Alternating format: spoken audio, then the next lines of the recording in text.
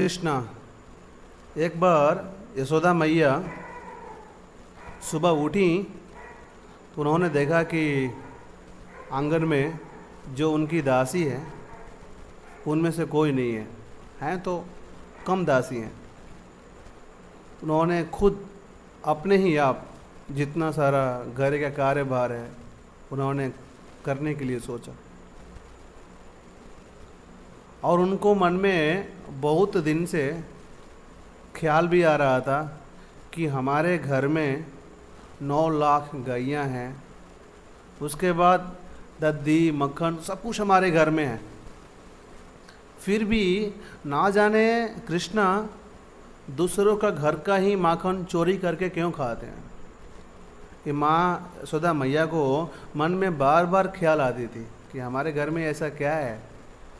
तो उनको लग रहा था कि हमारे घर में जो मक्खन है हो सकता है स्वादिष्ट ना हो, इसीलिए भगवान जो ठाकुर जी दूसरे को घर में जाकर चोरी करते हों। और मैया को मन में ऐसा ख्याल आता था। उस दिन जब सुबह उठी उन्होंने खुद दूध को गर्म किया और मक्खन और छाछ, उन्होंने मक्खन बनाना शुरू किया। कुछ देर हुई, ठाकुर जी सोए हुए थे और वो उठ गए। उठने के बाद सीधा मैया के पास आए। उस समय जो यशोदा मैया हैं अपने मक्खन निकालने में बिजी थी, व्यस्त थी, और ठाकुर जी ने जाकर जो मैया जो छाछ बना रही थी उस रस्सी को पकड़ लिया और उनका पाँव पकड़ लिया, क्योंकि हमारे ठाकुर जी को भूख लगी थी। जैसे उन्होंने रस्सी पकड़ा, जो माँ का स्नेह और प्यार होता है यशोदा मैया का उठ चुका। बच्चों को देखकर किसी भी माँ को जो प्रेम पूर्वक जो भावना होती है, जो भाव होता है, बच्चों को देखकर उठता है, बोलते हैं ना ममता। यशोदा मैया को भी ठाकुर जी को देखते ही उनके मन में एक प्रेम जग उठा, और भगवान भूखे भी थे। उन्होंने कृष्ण को उठाए और उनको दूध पिलाना शुरू कर दिया, और भगवान आराम से ठाकुर जी दूध पी रहे थे। यशोदा मैया ठाकुर जी को दूध पिला रही थी, उसी समय थोड़ी ही दूरी पे दूध गर्म कर रही थी, और दूध गिरने वाला था। उसी बीच में मैया ने ठाकुर जी को नीचे रखकर भाग कर गई, कहीं दूध नीचे ना गिर जाए, और दूध को नीचे रखा।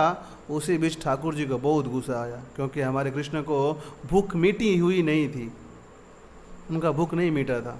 बहुत गुस्से हुए, इतने गुस्से हुए कि अपने दांतों से होठों को काट लिया ठाकुर जी ने।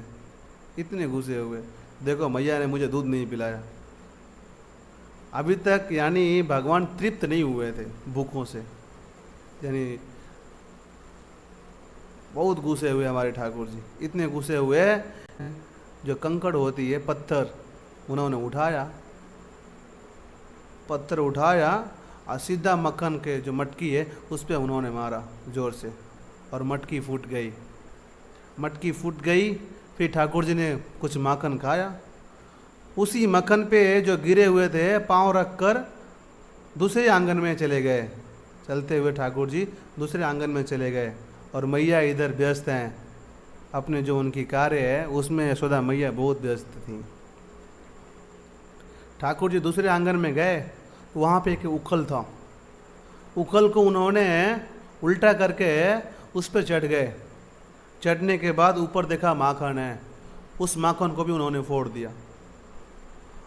उस माखन को फोड़ने के बाद उन्होंने खाया। जो बच गया, जो शेष माखन था, जो बचा हुआ माखन था, उन्होंने बंदरों को खिलाया और खुद खाया।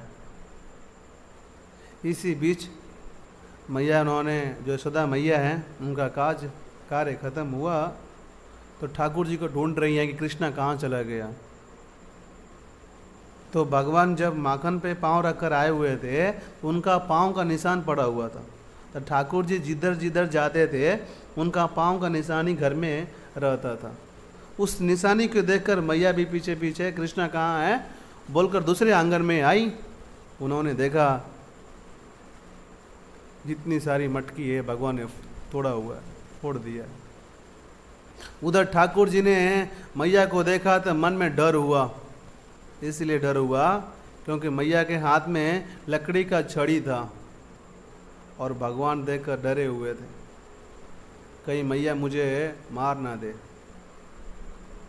मैया को देखकर ठाकुर जी सीधा दौड़े, भागने लगे।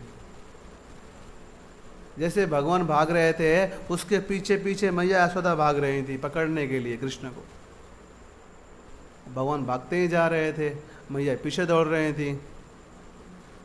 फिर भी मैया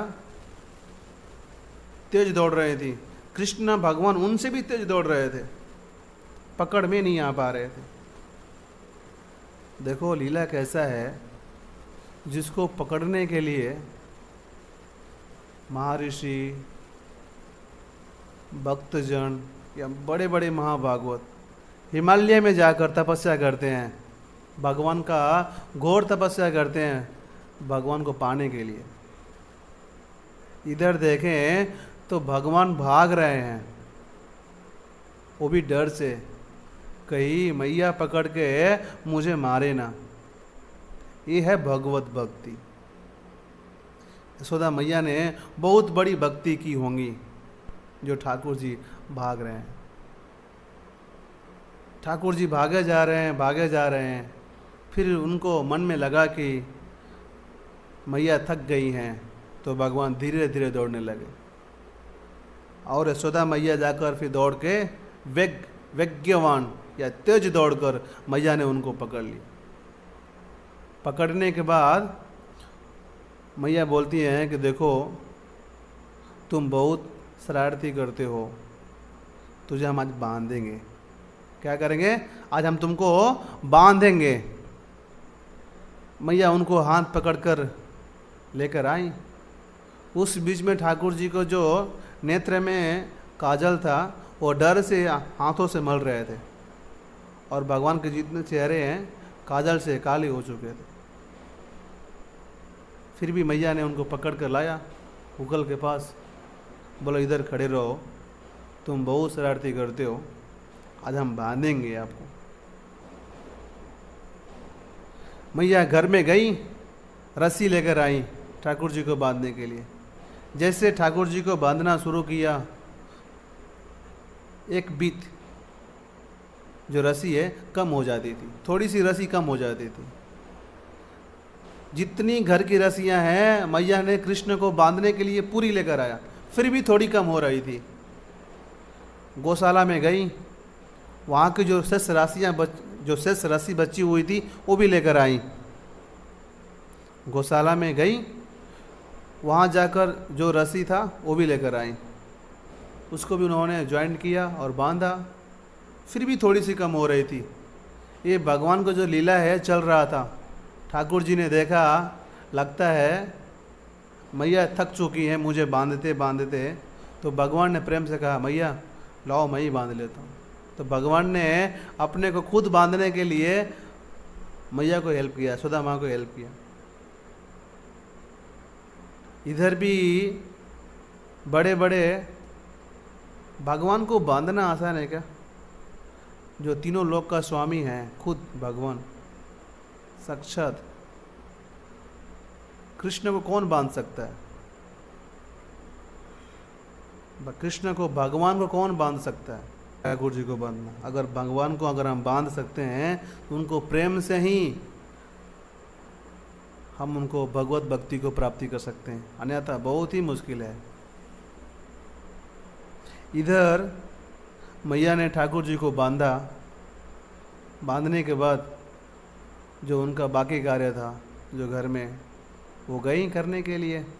हाँ, मैया ने बांधा था, ठीक उसी के सामने दो वृक्ष था। उस जो वृक्ष का नाम था यमला और अर्जुन। वो जो दोनों वृक्ष था कुबेर जी के दोनों पुत्र थे, मणिग्रीव और नलकुबर। और वो दोनों भगवान शिव का अनुयायी थे, बहुत बड़े भक्त थे भगवान शिव के। एक दिन क्या हुआ, कैलाश के पास मंदाकिनी नदी है। उनके मन में ख्याल आया कि हम चल के जल क्रीड़ा करते हैं। कुछ जो स्त्रियों के साथ वो जल क्रीड़ा करने लगे। नदी में जाकर वो वहाँ पे नग्न अवस्था में, उसी बीच महर्षि नारद जी को मन में ख्याल आया कि मैंने बहुत दिन कैलाश नहीं गया है, तो हम थोड़ा चलकर दर्शन करते हैं। मंदाकिनी नदी के पास महर्षि नारद जी आए। वहाँ जाने के बाद उन्होंने देखा कि जो मणिग्रीव है, नलकूबर है, नग्न अवस्था में धूर्त नशे की हाथ में है। वहाँ पे जो स्त्रियाँ थी, जैसे नारद जी को देखा, दौड़ी भाग कर, वहाँ की स्त्रियाँ हैं, जैसे नारद जी को देखा वो बहुत लज्जित हुई। उनको मालूम था कि अगर हम यहाँ से नहीं भागे तो जो नारद जी हैं श्राप दे सकते हैं। लेकिन जो मणिग्रीव नलकूबर हैं, नारद जी को देखकर लज्जित भी नहीं हुए, बल्कि वो अपनी जल क्रीड़ा में मंदहोश, किसी की परवाह ही नहीं है, वो लगे हुए हैं। उन्होंने उनको श्राप दिया। मणिग्रीव और नलकूबर को नारद जी ने श्राप दिया कि इस अवस्था में, नग्न अवस्था में तो वृक्ष ही रहते हैं। नग्न अवस्था में कौन रहता है? वृक्ष, पेड़ पौधे ही रहते हैं। जाओ, मैं तुम्हें श्राप देता हूँ कि तुम वृक्ष बन जाओ। उनको एहसास हुआ कि हाँ, मैंने कुछ गलती किया है। नारद जी के चरणों में पाँव पे गिरकर रोने लगे कि महर्षि नारद जी, हमने बहुत बड़ी गलती की है। पाँव में गिरकर उन्होंने प्रार्थना करने लगे नारद जी से कि महर्षि मुझे बताइए कि हम उद्धार कैसे होंगे, हमारी गति सदगति कैसे मिलेगी, कृपया कृपा करें। नारद जी ने बताया, जाओ, द्वापर युग में भगवान कृष्ण की जन्म होगी, भगवान ही आपको मुक्ति धाम भेजेंगे या मुक्ति वही देंगे। तब तक तुम लोग उनके आंगन में वृक्ष बनकर रहोगे। मैया ने ठाकुर जी को उखल में बांधा था और बांधकर जैसे वो अपने कार्य में, काम काज में व्यस्त हो गई, तो ठाकुर जी ने सामने देखा कि ये जो दो पेड़ है, यमला और अर्जुन है, लेकिन ये तो पेड़ हैं, लेकिन ये दोनों कुबेर जी के पुत्र हैं, मणिग्रीव और नलकूबर हैं।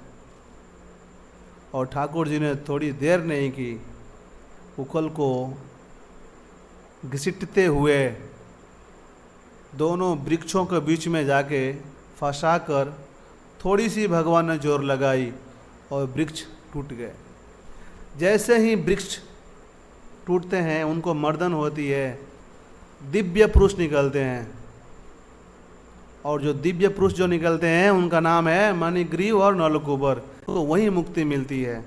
लेकिन बात यह है कि भगवान मुक्ति क्यों दे किसी को? जैसे नारद जी ने बोला कि भगवान मुक्ति देंगे, और भगवान ने भक्तों को बात को मान रखने के लिए मणिग्रीव और नलकूबर को उन्होंने मुक्ति दिया। भगवान भक्तों को हमेशा साथ देते हैं। इसी बात को लेकर हम यहीं पे जो दामोदर लीला है ख़त्म होती है, और हम सब भगवत भक्ति का प्रयास और चेष्टा करना चाहिए। और भगवान भक्तों को बहुत सुनते हैं, ऐसा नहीं कि नहीं सुनते हैं। हरे कृष्णा, हरि बोल, गौरांगा।